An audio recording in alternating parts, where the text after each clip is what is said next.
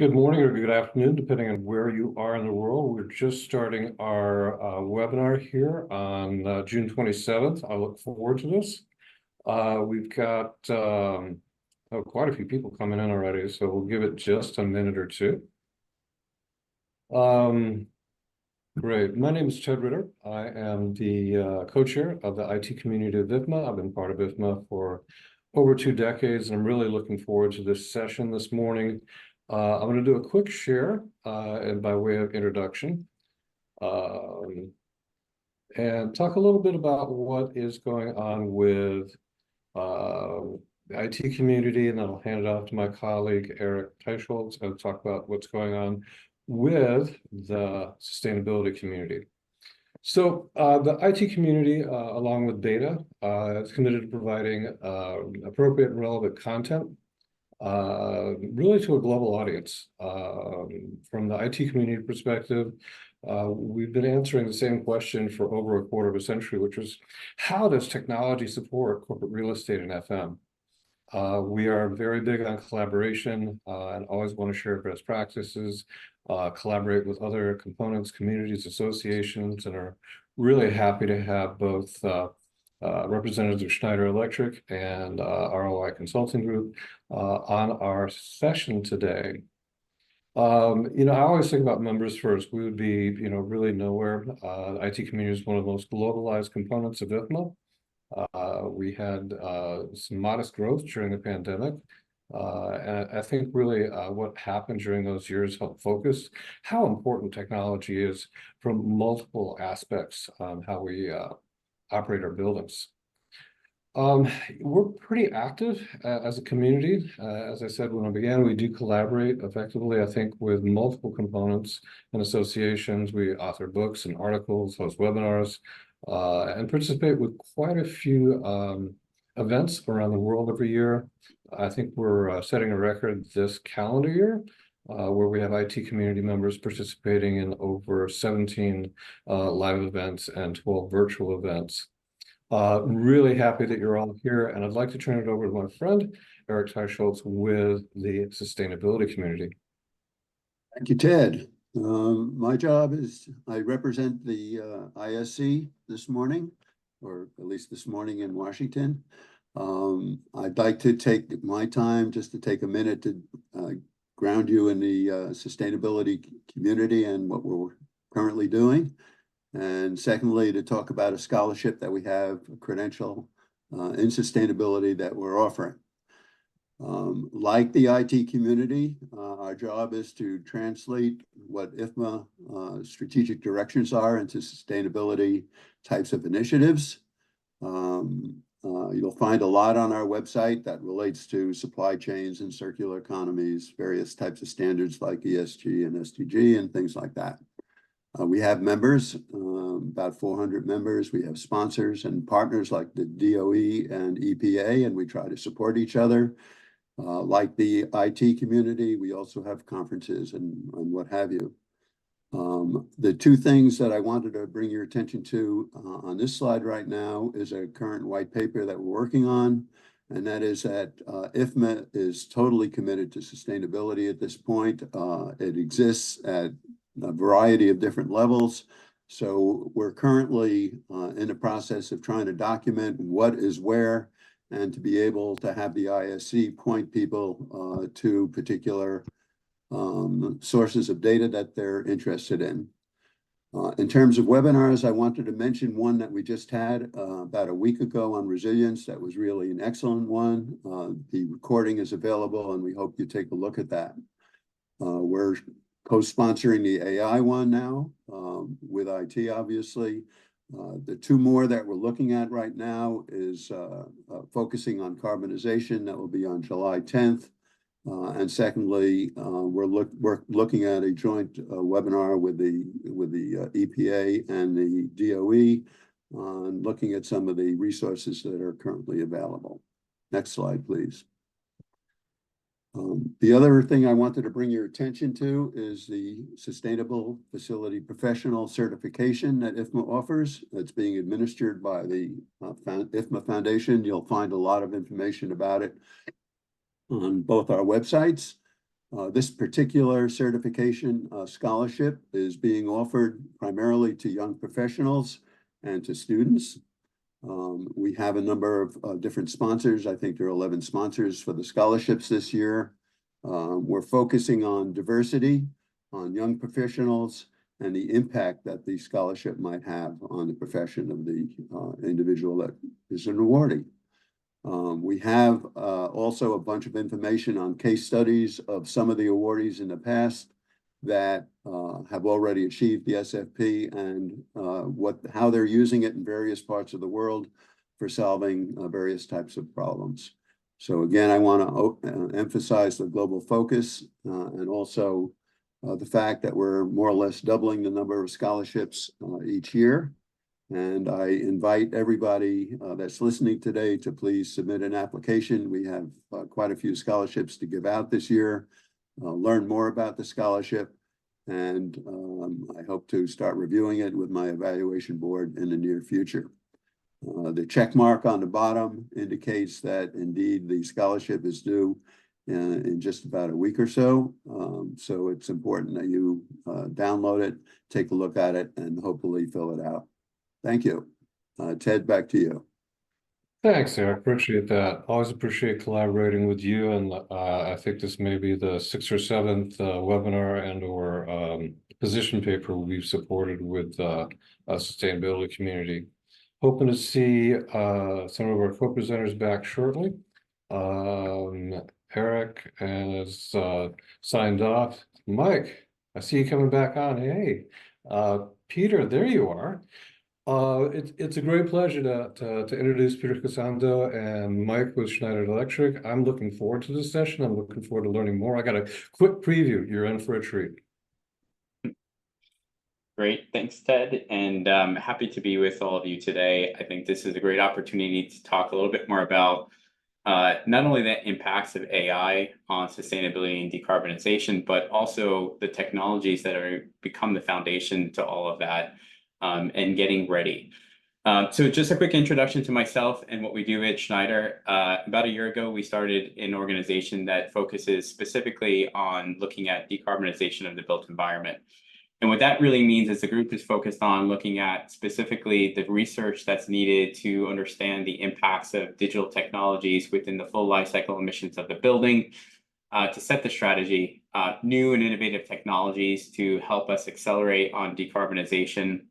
And then lastly, looking at how we can accelerate on our own circularity of our products, from the design all the way to the use in an actual end user application, to the end of life. And so all of this becomes a foundation of how we can bring impact to our customers at Schneider Electric. And Schneider Electric is an impact company, but also really shows that we're walking the walk. And as of this week, Schneider was named the most sustainable company in the world by Times Magazine. So a huge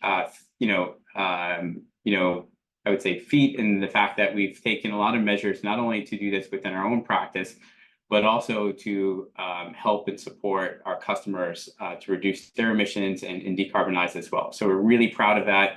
And we see that as a foundation of our impact company motto.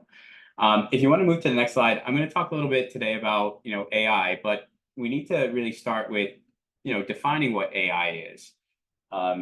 AI to Schneider is the simulation of human intelligence. It's through computer systems that are constantly learning and evolving thanks to data and also analytics. And the field continuously is evolving. So we know that, but it's to help better enable machines to learn and decide like a human, to read and write like a human, to see like a human, and create like a human. And all of this becomes really relevant in different applications across different industries. The AI boom itself and the rate of adoption is happening at an incredible pace now across many geographies. And it's important to look at, not only this as a hype, but what's behind it. We want to use this session to look at what's really meaning to those applications in the building and explore potential impacts for sustainability, efficiency, resiliency, and also people centricity. So lots of great things to share today. In this spirit, we've done our own research with real world applications of AI technology, and that research supports our enthusiasm for technology. And I'll share a lot about that. And in the next 10 to 15 minutes, I'm going to walk you through the big picture of what AI means for buildings, what it means for an AI-ready building, what is the foundational technologies that you need to have in place to leverage those benefits of AI, and then what are some of the benefits you can realize for your buildings by following this path. If you want to go to the next slide,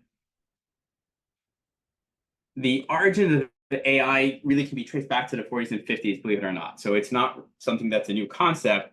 The concepts and research were already being aligned to the real world applications as far back as that time. The problem was that the foundation itself was not there to allow for that concept to take off. And so technology wasn't digitized, data was not available, and machinery was way too simple.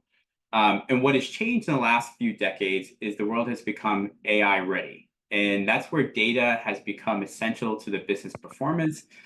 But the problem is that the data is not set up in a way to improve decision making or delivering at scale. And so with the context of buildings, the concept of AI ready is something that we were seeing more and more as a result of the AI boom. And how we're defining AI ready, it's driven by the solutions in the building that are like the independent data layer, like EcoStruxure Building Data Platform, which makes data more accessible, secure, and contextualized, and to be managed, also with the governance that needs to be put in place by local regulation and governments. And to this, the systems and infrastructure at the edge need to drive this data availability through integrated edge systems, which are secure and resilient. And that's where really EcoStruxure plays a huge opportunity. The integrated edge systems supported by cybersecurity and resilient systems and infrastructure provide that extra, I would say, a value to manage AI in a much more readily fashion. All this becomes part of what we call AI readiness, and it sets the foundation to now develop a thoughtful AI strategy. So it's beyond just taking AI as I would say, a hype, but now thinking about how can we optimize and drive efficiency with this new game-changing element in this new capacity. So if you want to go to the next slide, let's talk about the challenges that we have on data itself.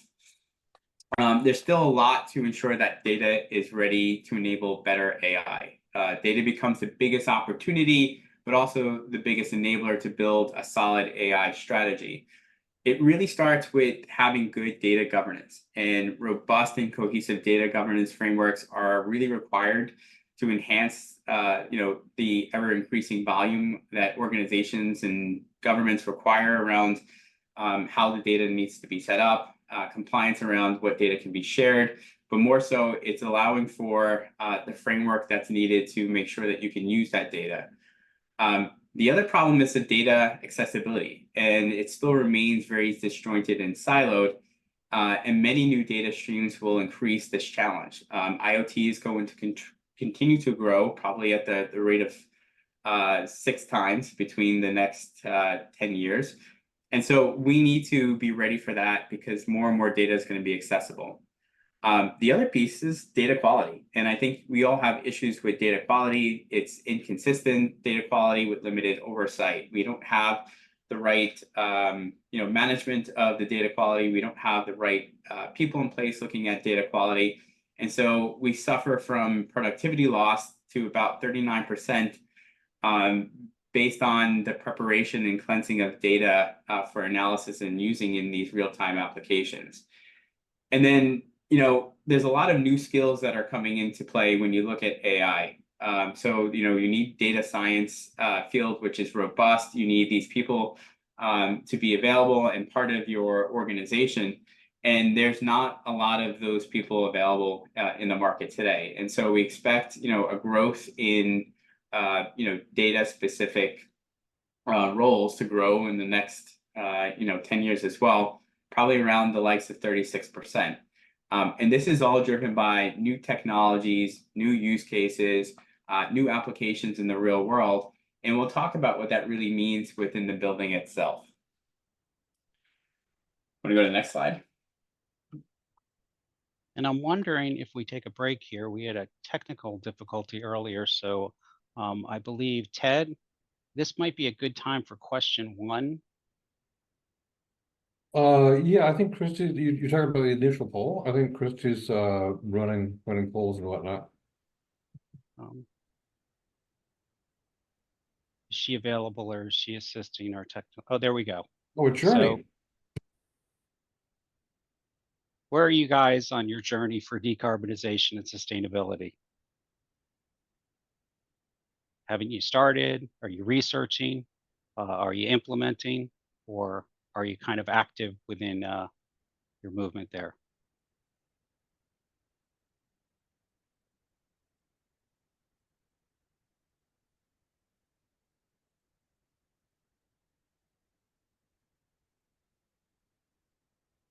All right. Should we get going again too, Peter? Yep. All right.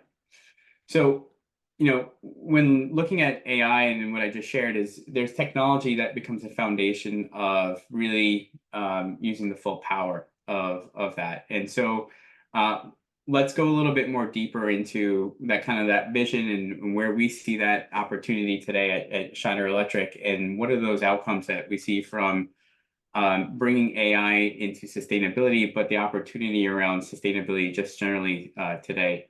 If you want to go to the next slide, Peter. There's 4 areas that we look at for the vision of buildings of the future. And that starts with having sustainability and decarbonization at the core. Sustainability is being driven by and accelerated by the demand for energy efficiency due to regulations, energy crisis. Also, things that are more positive side is incentives, right? Incentives that are allowing for people to do the type of work that allows them to modernize the building or to facilitate a retrofit. Enterprise and real estate investors are also looking to meet these ESG goals. So the requirements are coming down to those that are managing the building. And so you have a strategy that's, I would say, encompassing the organization, but the building becomes one of those key assets that we need to look at. The next part of that is the boom in digitization, new technology. So that becomes also foundational to what we need for AI. But customers expect buildings to be interactive, and they want full automation. They want engagement at the level of the occupant. And so these types of new technologies are going to drive the next vision of where buildings need to be. And a lot of this is around how do those new technologies start to add real-time access to data, but also probably manage that data in a much more, I would say, modernized way than we have in the past, right? And there's also the notion that all this needs to be done with the expectation around cybersecurity and in the hardware, but also the software. We all know, what's happened with the pandemic and what's fueled, I would say, the change in work and the experience of occupants. And so, with that, most of our enterprise customers and building owners are now focused on occupants' comfort and engagement and understanding, the workspace itself and how to make that more attractive. They're looking to retain more of those employees, students. It could be even patients in a hospital, but making sure that their comfort is priority, making sure that they are engaged, and also making sure that they're attuned to the new needs of the building itself based on the hybrid work. And the last part is quite new, I would say. It's the interaction of the grid. And we have an aging infrastructure, especially in the US, and it demands that we really look at distributed energy resources and grid modernization in a much more accelerated way. That's all because the grid is starting to become more interactive with the building itself. We're adding new things like the microgrid into the mix, and buildings are becoming energy generators. And they're going from not just consumers to also be now what we call prosumers. And those buildings could essentially become profitable for the longer term. So not only are they looking to be profitable, they need to make sure that energy is much more resilient. There's always uptime. So if you want to go to the next slide, Peter. what is at the core of all of this is having an open and interoperable system and platform in place that becomes the key enabler to allow for data to be accessible, to be contextualized more easily, and then also apply to these incremental benefits of AI. And this is all happening today within the building. A single integrated system like EcoStruxure really allows for a grid interaction, a more connected all-electric digital building, but also starts to create the outcomes that are so needed by the industry, and starts to fuel, I would say, the next vision of what buildings of the future really could be. If you want to move to the next slide, Peter.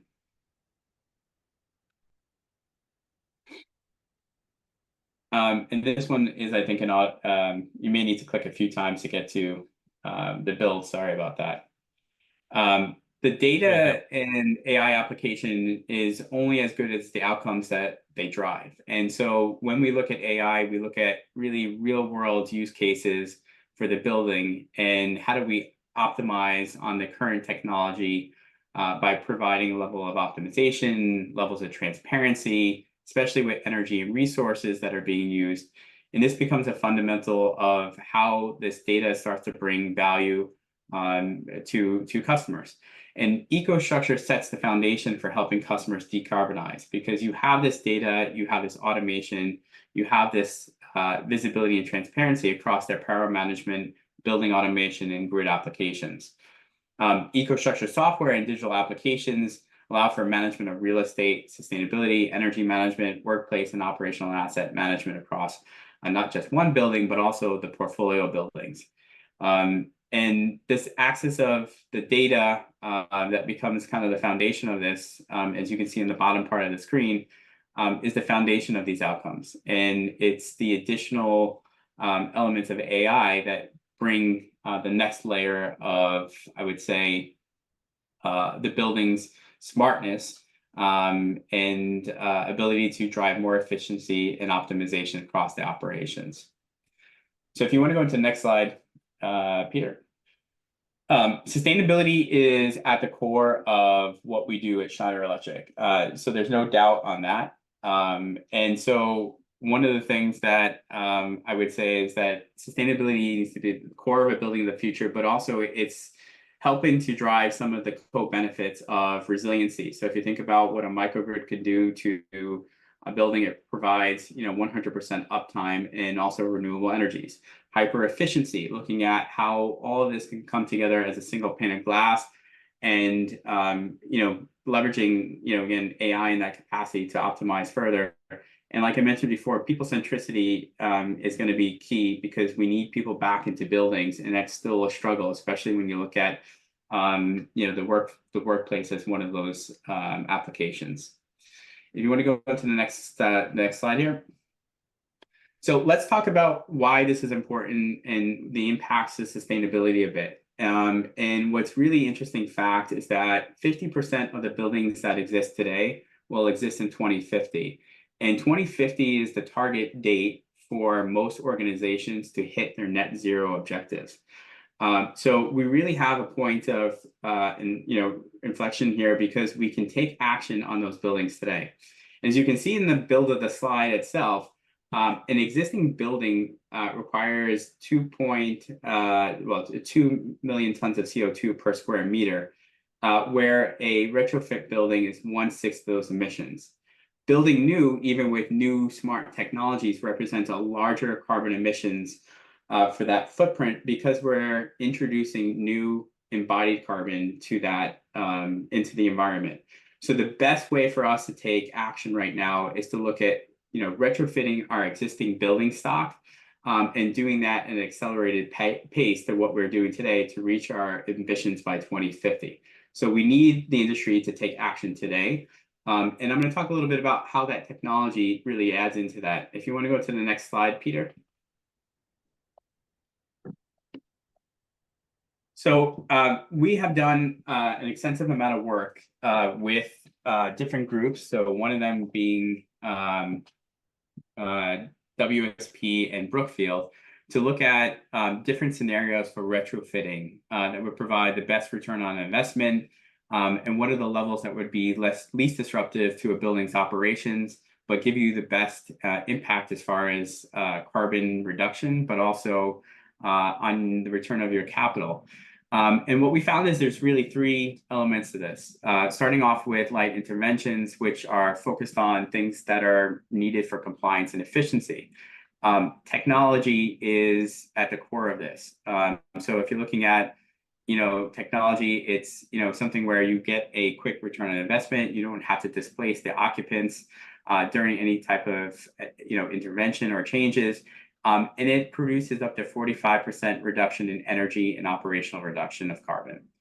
When you look at medium retrofits, this is where we start to introduce things like renewable energy, but also start to look at practices around electrification. There's a little bit more disruption here, but it also has a very big impact because with these two, both the light intervention and medium retrofit, you start to become much more competitive in the market. And you see an 85% reduction of operational carbon emissions. And then lastly, really to get to true net zero, you may need to do a deeper renovation that looks at the envelope of the building. Obviously, this is very much disruptive to the occupants where they may not be able to be inside of the building. So it means loss of actual revenues during that time, but becomes an important part when you're looking at the facade, the glazing of the building. And the return on investment is much, much longer. You're talking about a 20 to 30 year timeframe. On a light intervention, you're talking about a return on investment of your capital and carbon of less than 4 years, which is huge. So we really want customers to take that step of getting to that point of building their net zero path. But it's always great to start with light interventions and then moving into medium retrofits before you go into looking at the envelope of the building. And the other thing I would just say really quickly is that people are going to have to do this. We don't want to see stranded assets in the market. And a lot of that is about staying competitive. And being competitive is going to be how attractive your building is. And part of that assessment is going to be sustainability. So if you want to go to the next slide, Pete. What we did is a study and we modeled different building scenarios with, I think there was around 5,000 building scenarios in different geographies, energy conservation measures, and with different technologies. And what we found is that obviously with a light intervention, you're going to get your biggest bang for your buck as far as return on investment. So you're looking at a 45% reduction. When you get into medium retrofits, like I mentioned, for 85 reduction, and then deep renovation. But let me focus really quickly on light interventions. These are things that are really core to most buildings today. They're about measuring and monitoring the energy and carbon. So looking at energy management solutions, as well as ways to measure, but also take action. And then reducing carbon with automation. And that includes building management systems that are modern, but also looking at the incremental value of optimizing with AI. So adding AI on top of that, and I think Paul will share a little bit about that later on. But altogether, we're up to about 77% reduction of current buildings emissions through Schneider Electric solutions, which I think is pretty amazing that digital technologies can support that journey. And as technology gets better, we'll see that getting even closer to 100%. So Peter, if you want to go to the next slide. So we're helping customers do this every day. And this is an important part of a customer engagement, is helping them to define the journey that they're going to take. And that starts with having a really good plan in place. So having a strategy in place, understanding where the baseline is and where they need to take action. Some of this can be done at a single building level. Some of it can be done at portfolio level, but it's important that you start with a solid strategy and roadmap to take action. Where are you going to get the biggest bang for your buck as far as the capital return on capital, but as well as the stuff that's more tied to the ambition of reducing your emissions. Then you move into digitize. So you can't have transparency to your energy and resources without digitizing and having that visibility. And so that becomes a core component to making sure that you have the energy monitoring and to have the visibility of where to take action. And the last part is really then adding the levers to optimize and decarbonize. And so, like I mentioned before, a lot of this is at the level of how do you automate better? How do you add that level of AI and optimization that will help you to become more efficient? Adding in things like electrification, which of course adds more energy demand, but helps us to move to much more cleaner energy for the long term in the future. Looking at upgrading your building infrastructure, adding on-site renewables like microgrids, and then obviously looking at things like embodied carbon of products or usage of things that are happening inside the building, and then offsetting anything that's residual carbon. So this is the roadmap that we work with our customers on to help them decarbonize not only a single building, but at portfolio level, to really have a solid strategy and action plan to bridge those two things and really be impactful with their sustainability journey. The next part, I want to share with you is, a big, I would say takeaway for what I'm sharing today is that the technology and digital services are here today to help customers reduce their emissions. And so I mentioned before that Schneider can really reduce, up to 77% of a current building's emissions. But I want to show you those technologies that are behind that are really driving that. And if Peter, maybe you just give a few clicks to the slides, it'll start to build up. Sorry a about large that. portion, no worries. So a large portion of that is coming from reducing energy and carbon automation. And that's coming from, things like building management systems, like our EcoStruxure building and operation, our services, and our connected room solutions. We also have, solutions that support, the installation and also the management of on-site renewables and microgrids. AI plays a huge factor there because we use it to optimize the energy and carbon prices, the tariffs that are in place, and look at automating demand management. Measuring and monitoring energy and carbon is a huge part of this because you can't do any of that without actually understanding your current energy consumption. And then obviously making sure that we have the right building systems and infrastructure. So making sure that we have an efficient infrastructure in place, and we're monitoring that in a way that allows us to increase the demand in the building as electric becomes more and more prominent in the way that buildings will be run in the future, especially with like demands of heating as well as EV. So this is, I would say, in a whole, a big part of why we do this. We're really passionate about, having products that help with not only energy efficiency, but making our customers more decarbonized. And I know Paul is going to spend some more time talking specifically about what those things are and how we're making those impacts with customers. But I wanted to share this to start and kick us off. But a big thank you to the IFMA team for allowing me to share that. And let me know if you have any questions in the chat. And as FMs, we know our buildings consume a tremendous amount of energy. So a small change can have a pretty significant ROI. So before Paul starts, who I'm going to let breathe, he had some difficulties connecting. Can we go to our next, can we do question number 3?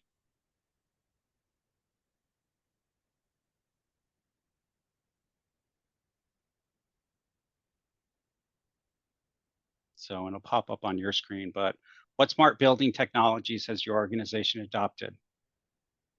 IWMS, building automation systems, fault detection, sustainability, or in energy management.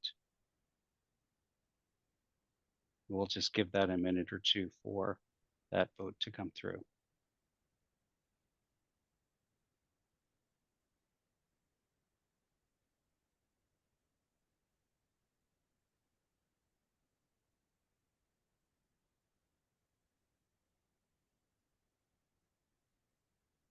And it's taking slightly longer than I expected.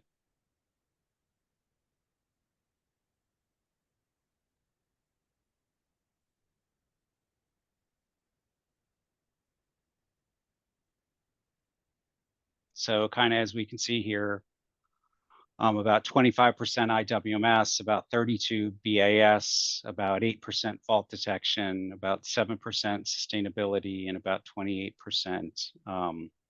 energy monitoring.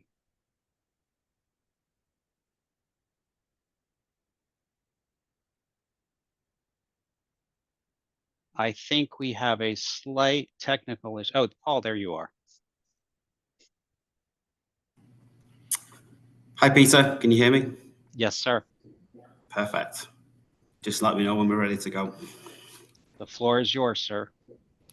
Thank you very much, Peter. So just to echo what Mike said, really appreciate the time to be able to present to you some of our offers around, I would say, smart buildings, AI, but also how we're linking that into workflow around service management, particularly with IWMS and Planon as well. So really appreciate the time. If we jump into the slides, the idea is we want to show you how the technology drives enablement of service providers to really move to condition-based and proactive services for customers.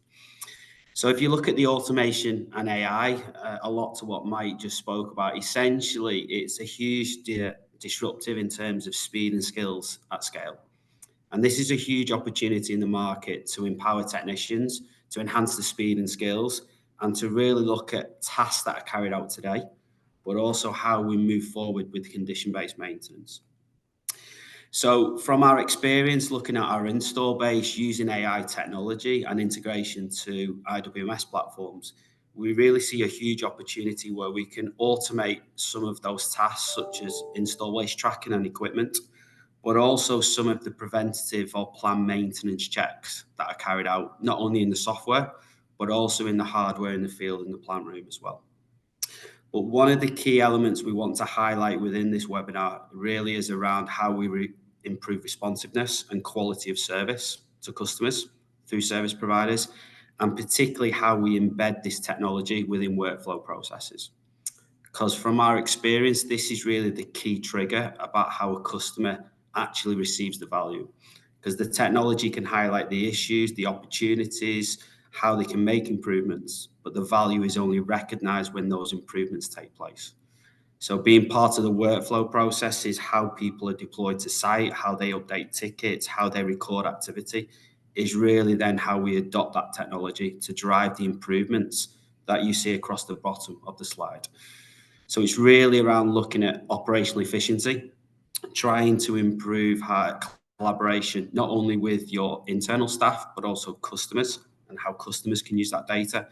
And then really trying to maximize the facility budget in terms of the OPEX by making informed decisions around where you need to spend time and expertise to drive those improvements on site. So if we look at the next slide, this is really where we feel there is a huge opportunity around smart building outcomes, particularly how we've integrated Building Advisor into IWMS platforms such as Planon. So you'll see how we'll go through the slides later, how the technology works with Building Advisor in terms of doing automated fault detection and diagnostics, looking at digital twins with machine learning and AI to really look at comfort improvements, maintenance improvements, and also energy and sustainability. But for us, the key part is how do we link that into workflow and business processes? So an example is with Planon, a connector was developed where essentially we have a seamless integration now into their asset management module within Planon Universe. And essentially the users can configure business rules, which then can make decisions around the diagnostics and the issues that we identify. And then, of course, with the asset management module, that allows you to track activity, plan activity, do risk assessments, health and safety, etc., and then provide a value statement to the customer around the improvements and moving to condition-based maintenance. So how does this technology work? If we look at the next slide, essentially we start with what we call Building Advisor Asset Health, which is our digital twin for automated fault detection and diagnostics. So if you look at our install base, just to give you an idea of scale and numbers, we now have over 400 million square feet being managed, over 230,000 mechanical assets being monitored. So the likes of chillers, boilers, air handling units, pumps, etc. And we're now driving over 17,000 tasks to completion to really showcase the value around energy, sustainability, comfort improvements, and maintenance improvements as well. So in order to showcase that, we really have qualified and quantified impacts where we're looking at energy costs, we're looking at maintenance priorities, and we'll explain how we do those calculations and give you a brief insight to that later within the webinar. And one of our key value propositions is we are BMS agnostic. So of course we can connect into our Schneider Electric building automation systems, but we have the ability to do third-party integration because we appreciate customers may have a blended or mixed portfolio of building automation systems on site. And as we'll discover as we go through the slides, essentially the CMMS and IWMS integration is really the key to how we showcase the value, because we don't want to highlight the issues, the opportunities. We want to showcase the actions that have been taken so the customer can recognize those savings and improvements as well. So how does it work? If we look at the next slide, it's a simple process around 3 key stages. The first one, just to give you a highlight, is around the connectivity. So we're leveraging the existing investment in the building automation system. We're polling building automation data points, and every 5 minutes, we're storing those data points to be published to the cloud, where the machine learning, the AI, the algorithms will then provide the fault detection and diagnostics. Through our global center of excellence, they will then commission the models and the digital twin. So we'll be looking at the relevant building management system points. They will be loading in the control sequences. So how is the system designed to operate? And then also what we call the mechanical or equipment schedules. So what's the size of the plant, the pumps, the motors, etc. And then essentially what that allows us to do is provide automated fault detection and diagnostics, where with our machine learning and AI capability, we can highlight problems, where possible do root cause analysis, and then provide the KPIs around energy priorities, maintenance priorities, and comfort priorities. So if we move to the next slide, essentially this is where we feel the integration to a system like Planon and our IWMS platform is key to really make the transition from planned maintenance to condition-based maintenance. So this is just one example that if you looked at a maintenance schedule and you looked at all the tasks that are normally planned and booked in advance, for the scope of mechanical assets, this models to around just under 1,000 preventive maintenance checks a year. And hopefully you can see on the slide, there is 2 immediate values that are brought from the technology being enabled. Firstly is the volume of checks we can now automate. So we move from under 1,000 a year to over 4,000, but they're daily checks as well. So rather than just highlighting issues as and when the highly skilled technicians are doing their planned maintenance check, we now have daily insights and we can start to look at the priorities of energy, comfort and maintenance on site. And then this is where we really link this into the smart buildings transformation. So if we go to the next slide, it's how do we leverage that data for service providers and really allow them to have the decisions to really decide where and how they put people to work. So you'll see we have the asset data, we have the HVAC data, we have now energy data, and also the maintenance data. And essentially, if you link that into a platform such as Planon, you'll be able then to do maintenance reports, sustainability reporting, but also looking at really the activities and moving from break fix to more proactive visits and driving improvements around sustainability and smart building performance. So the flowchart next gives you an indication of how that works. And this is really important around, firstly, the analytics. So using the AI engines, doing the analysis, digital twins, the fault detection, and then how that information is then ingested into Planon. And you can see then you have the ability within Planon to create decision models. So it may be around certain energy KPIs. It could be around certain energy cost. It could be a comfort or maintenance priority. And then the system is then able to do automatic rejection, automatic approval. There may be some manual sort of analysis before that's approved. And then it falls into the business workflows that are designed within Planon. So it may be doing health and safety checks. It may look at your risk register. It will then look at skill sets. It would schedule the engineer and then fall into, I would say, a work order around proactive checks.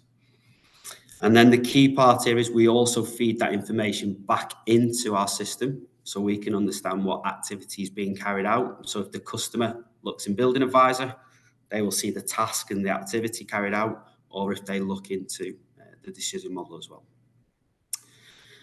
So if we just finish on the final slide, and then I'll just give you a brief demo, essentially just to highlight the conversation at the start of the call. It's to showcase how AI is now embedded and being integrated into our technical offers and modules, but also then how that links to business process.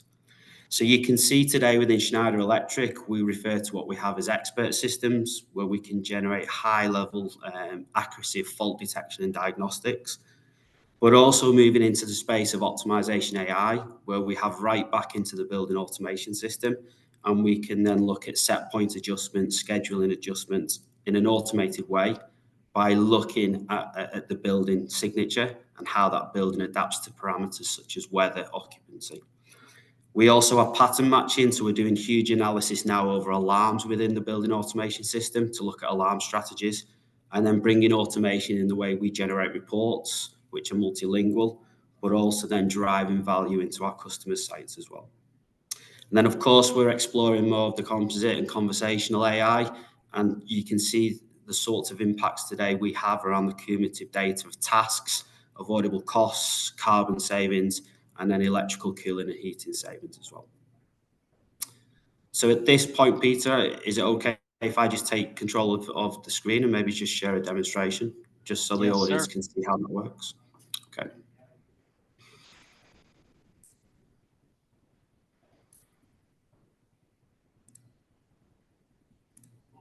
So just let me know, Peter, when you can see Building Advisor Asset Health. Yep, we can see it. Okay, perfect. So just very briefly, just to put, I would say, the slides into context of how these applications work. So this is just an example of the fault detection and diagnostics dashboards, where service providers, end users can see visibility of their buildings, the mechanical equipment connected, how their avoidable cost is trending. And I'll just give you a very brief example of that next. And then also how we link tasks or even raw diagnostics into IWMS platforms, and then how that feeds back in terms of open tasks and closed tasks as well. So as a user, they have visibility of performance, but also how that workflow is operated as well. So just very briefly, and of course, we can always follow up with deeper demonstrations, but if you go into the diagnostics module where we have the digital twin, the machine learning, the AI, it gives the user the ability to look at results over different parameters in terms of date ranges, filtering equipment. But this information is automated. So you'll see here for every building mechanical asset, we're automating the results through the digital twin of the issues and opportunities. We're quantifying those issues in terms of cost avoidance, and then providing an energy comfort and maintenance rating. So as an example, just to briefly show you, as you go into that diagnostics, this is really where the digital twin, the modeling, is providing the problem statements with the calculations, also the possible causes based on those algorithms and machine learning, and then also at the bottom highlighting what faults or issues should be checked by a technician, whether that's remotely or physically on site. You also have the ability then to look at more of the graphical information to help the engineers validate the issue. So you can see temperatures, schedules, commands, but also the modeling of what the ideal heating and cooling rate of an air handling unit is, as an example. So this is happening every day. You can see the level of detail across thousands of assets, across millions of data points. And then there is two ways you can then integrate to a work order system. So the traditional way that we have is basically a task can be created, and you will see here the ability to create a work order, which would then trigger an event in the IWMS platform. So the experts can add more description, they could put recommendations, and then that would be triggered into an IWMS platform. The other way, which is how we've done the integration with the Planon connector, is Planon will take all the diagnostic information into their asset management tool with the Planon connector. So you'll see here, there's a lot of naming conventions which are similar because we respect the master data in terms of the assets. So you can see here the properties as an example, and now you will get more insight in terms of what is the asset performance score, because we're looking at all the assets within Planon. They also have links directly back into the fault detection and diagnostics module, should the user in Planon want to see that information. Then they're able to see their assets. So you can see here all the labeling of the assets, but then also looking into the detail. So if I go back to, as an example, South Boston, and then I go into the assets, it will then filter those assets to that particular building. And then I can also select an asset. So for air handling unit number 3, you can now see the equipment code, you can see the user-defined type as an example, and you may want to update maintenance records, data sheets, etc. But where Planon then use that information is we're ingesting all the diagnostics you saw within Building Advisor into the work order management system. So you can see now where work orders have been created, they may have been rejected, and then you can go into the detail as a service provider to see that information. So just to summarize briefly, just to highlight, you can see here there's a decision model, and this is where within Planon Connector, you can start to make some decisions around creating a work order, maybe based on monetary savings. It could be around comfort, it could be around maintenance, or it could actually be a combination of those as well. So essentially what we're doing is bringing more business intelligence. You could look at SLAs, criticalities, risk registers, and then essentially Planon can create the work order. It would then go into the workflow overview, the resource planner, to ensure that the value is captured and the activity is carried out so the customer recognizes those savings or improvements. So just as a final point, hopefully you can see the link. You have all the exceptional, I would say, fault detection diagnostics data driven by the AI and machine learning engines. But then we're bringing that data with the Planon Connector into the IWMS world to then make sure we're part of the business processes to deliver the value to the customer as well. So I'm just conscious of time, Peter. I just wanted to give that overview. I'll stop sharing, but I don't know if there's any questions on that, but hopefully it's given some insight, and I really appreciate the time on the call. Okay. So there's a chat. If you guys want to ask questions in the chat, we've been monitoring and answering some of them.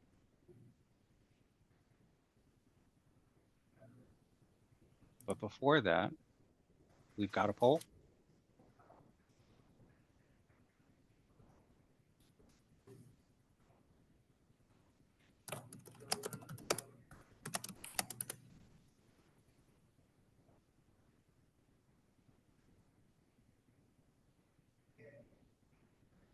So we'll wait for those results.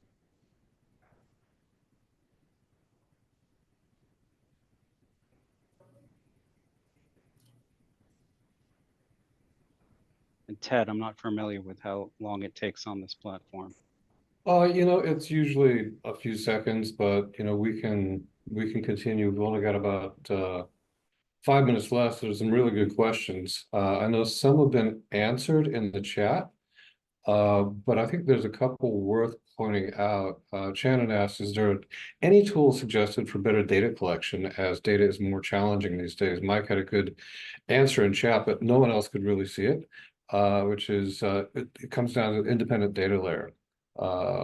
There's multiple choices out there, but looking at how to deploy an independent data layer is really the key there. Dean We had a always good get the question. question, are we going to share the presentation? Are we going to share the recording? Of course we are. You'll look for that all on Tuesday. It'll be posted online on YouTube, and you'll get a link as well as a follow-up survey. Let's see what else we have. Dean had a thought-provoking question. Go for it. Go for it, Peter. He always has thought-provoking questions. And Mike, this might bring you back, for a comment, but Dean says that corporate real estate is still very siloed. The concept of building life cycle management does not span these cycles.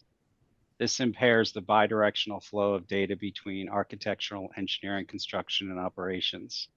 Do we need to address this problem to ensure data integrity is maintained and these systems remain trustworthy over time?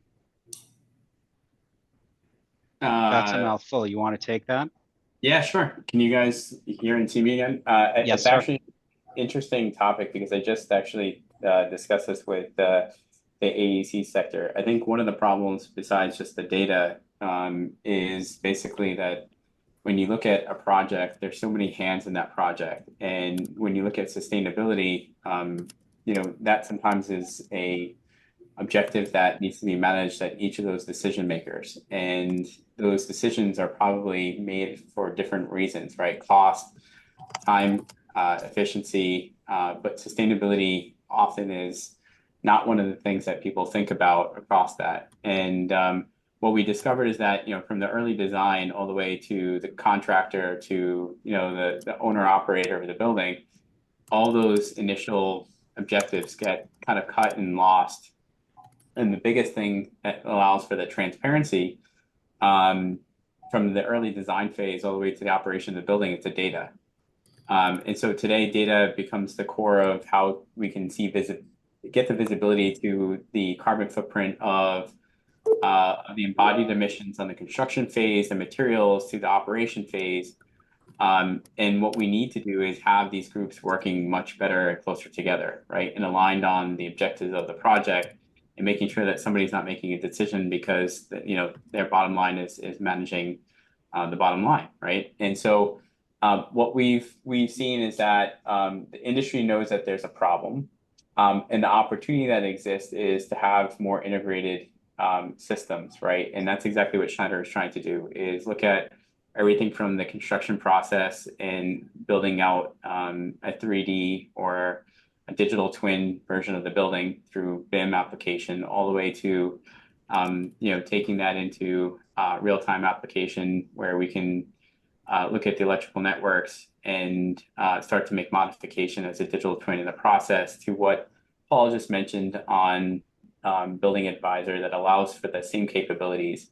So the data connection is getting better, I would say, from a technology and digital standpoint.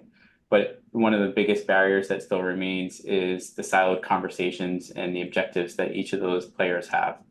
So hoping the industry comes together in a more meaningful way, but it is something that I think everybody feels, especially when you look at sustainability and you need that data from the start of the building all the way to when the building's operated.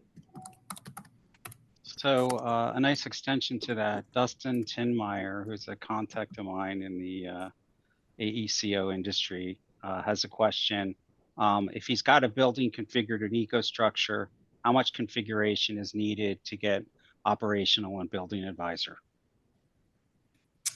Yeah, I can take that, Peter, sure. So Dustin, great question. I would say it's really around that three-stage process. So to try and summarize it, essentially, we take the backups from EcoStructure, building operations, so the XPK files.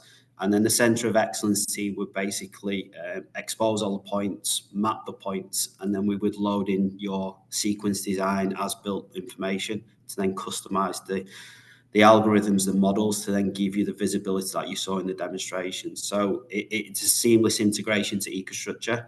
Yes, there is some setup work, but that's managed centrally, obviously with just some supporting documentation that comes from the customer or the service provider.